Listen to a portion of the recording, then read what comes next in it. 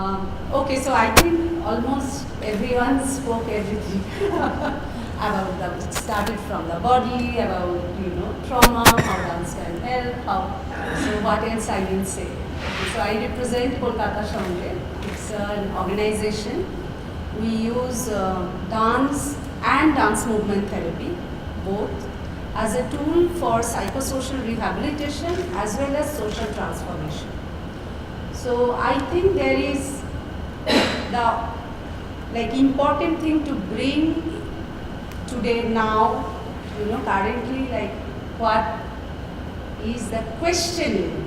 So we can use the dance, we can use dance movement therapy, but how we can question through this tool to the greater society and the global community. I think that's the most important part, an important area where Kolkata Sangre works. So we works directly with the survivors for healing and recovery. We and the theory of change, like we spoke about that healing recovery is not the end. So we really want to bring a social change, and how that social change is possible, because it's not the question to working directly with the survivor or working with beneficiary. It's about us, how our attitude, how our perception, how much we are ready to take it to that global level community action. I think that's very important today to think about as a dancer, as a dance movement therapist or a social activist.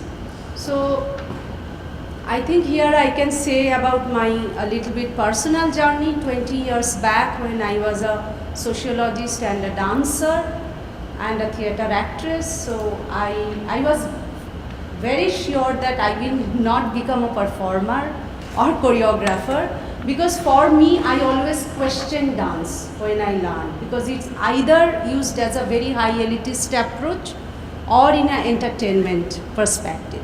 But there is lots of things to give. So that is, question. So one day I was walked down in Calcutta Book Fair and I saw a poster. It was an NGO poster.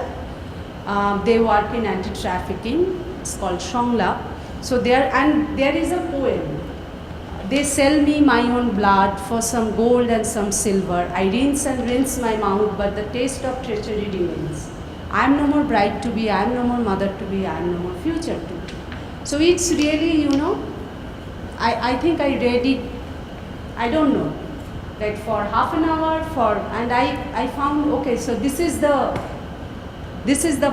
path of mine, and where, I can be used, dance, and where people will be saying, I am mother to be, I am bride to be, and I am future to be.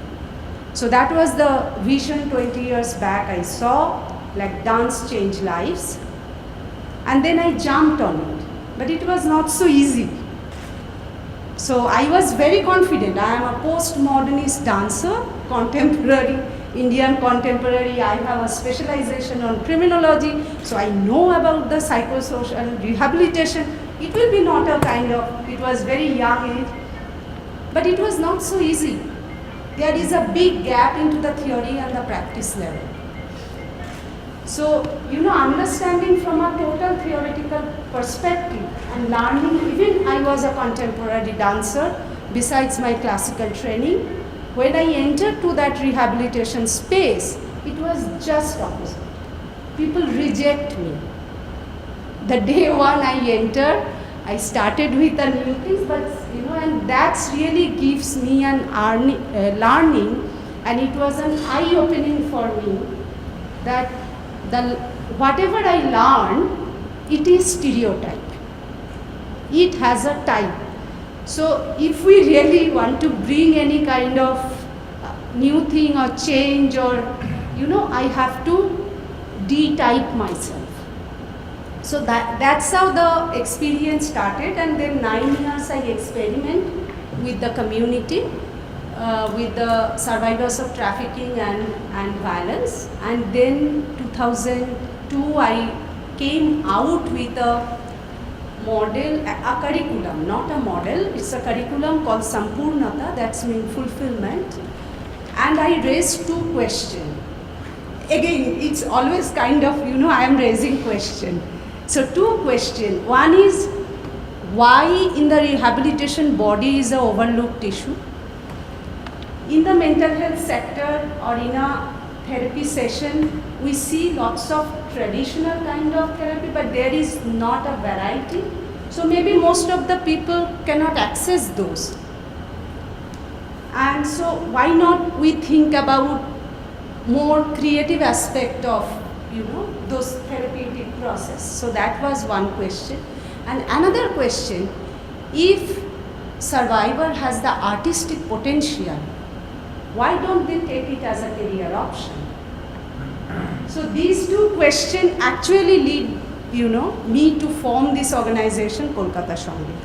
So, and I trained 10 survivors and 5 of them was ready to take this as a career option. And that's how 2004 we built this organization in a vision for transforming lives through dance and dance movement therapy, and which gives give a people dignity, a self-respect, and bring a social change. So bringing a social transformation is a very key issue here. So, and empowerment, of course. And how it comes, I think already the panelists spoke about it. And we believe that transformation and empowerment is not a spoon-feeding process. So that is also another question. It's, I have to take a ownership because I am the change agent of my life, nobody else. So as soon as through any, when we are conducting therapy or any dance process or any kind of process, it's a kind of, we are jointly providing a skill, we are jointly developing a space, we are jointly creating creating a vision where it helping or it leverages the individuals to break their own violence cycles and create their own path. So it's not a creating my path, so it's a kind of I am healed, then I am connecting with my family or the intimate local, so circle, and then from there in a bigger society, and that is, committing to a global society. So that's how we see the entire change. And whenever we work with, it started with the individual, but we try to connect with the entire system. So whether it is children or women, so we majorly work with girl child and the women, 80% and 20% men and boys. So, and then with them it's care providers. So our strategy is also providing to support to the care providers. So they deal every day, to children or women when they stay at the institution. And then the government. So the entire system building through this dance and dance movement therapy. So where it's not people see, okay, I came to see a healing or I came to see a performance, but I'm thinking about a change process. Or I am changing my attitude towards the beneficiary. So it's a theory of change. Like even, we are kind of, like when we say survivor become healer, most in our organization, so like 80% dance movement therapy practitioners are from the community. So it's not, if you see in a livelihood sector or employment opportunity, it's very low percentage in healing recovery. But even I am taking that, it's changing. Like it's changing a path. It's creating a new path. It's creating a new wave. And I think that's very, very important. And that's something we need to think about.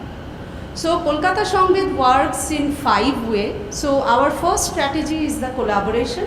So we collaborate internationally with 30 organizations, which not include only the non-profit, It's non-profit, community, rural-based organization, academic institution, dance institution, government agency, and the policy makers. So that's the collaborative area. And the second is like, that's the strategy. And healing recovery direct service, we reach out different community. So it's not that people come to our center, rather our practitioner reach out different shelter home, red light area communities. And from there, people who are interested, they come to our academy program, and our academy has two different courses. One is training of trainer, 2 years, which is for the survivors, and there is certificate dance movement therapy course, which is country's first university affiliated course. We just started in last year. And then we have our advocacy program, which is a national, international level. So I think this is, yeah, and we have all, and we invest to create the leaders in the field of the dance and dance movement therapy.